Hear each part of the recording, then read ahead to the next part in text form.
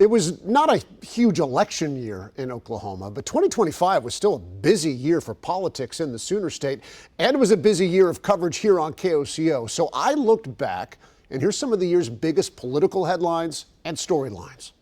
Big name power struggles and education drama dominated political news in 2025. And this year, KOCO took a bold step forward in how it covers these issues for you. Stories beyond the headlines, connected to our state. We launched our new Sunday morning politics and public policy program, Oklahoma Chronicle, on Labor Day weekend. Our first guest, Ryan Walters, the controversial state superintendent who had spent the year fighting for Bibles and new social studies standards and fighting against teachers' unions. Do you think you are too political in this job?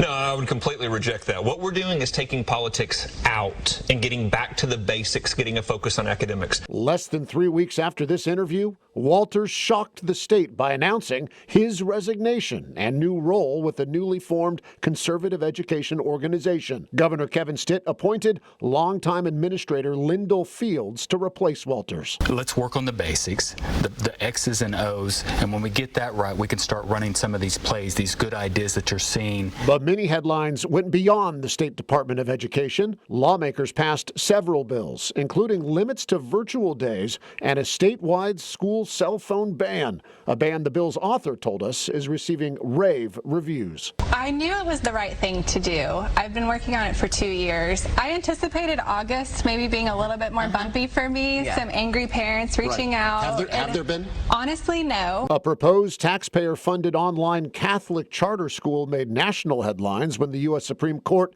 failed to rule in its favor. Their 4-4 tie kept the Oklahoma Supreme Court's ruling in place, which had declared the school unconstitutional. And there were plenty of other political moves to go around. Lawmakers followed up 2024's grocery tax cut with a long-fought deal to cut state income tax in 2025.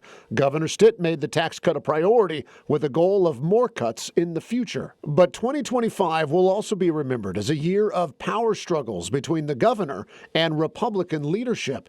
Stitt vetoed nearly 70 bills that had been passed by a Republican supermajority in the House and Senate, and lawmakers fired back, overruling nearly 50 of those vetoes, both numbers a record. The governor took to social media, asking voters to remember who voted against him in next year's elections. Just because people have an R by their name when they're running, you got to know how they're voting. Governor Stitt drew praise and criticism when he ordered the Oklahoma Highway Patrol to clear homeless camps in Tulsa and Oklahoma City.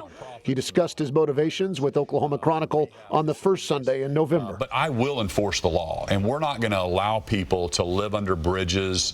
That's not compassion either. Stitt also continued to butt heads with Oklahoma's largest tribes and the Attorney General, Gentner Drummond, with the governor pushing to require hunting and fishing licenses for everyone, everywhere. AG Drummond, now part of a crowded Republican field of candidates to replace Stitt as governor, with the primary set for June. 2025 was a big year for Oklahoma politics, but buckle up for a busy 2026.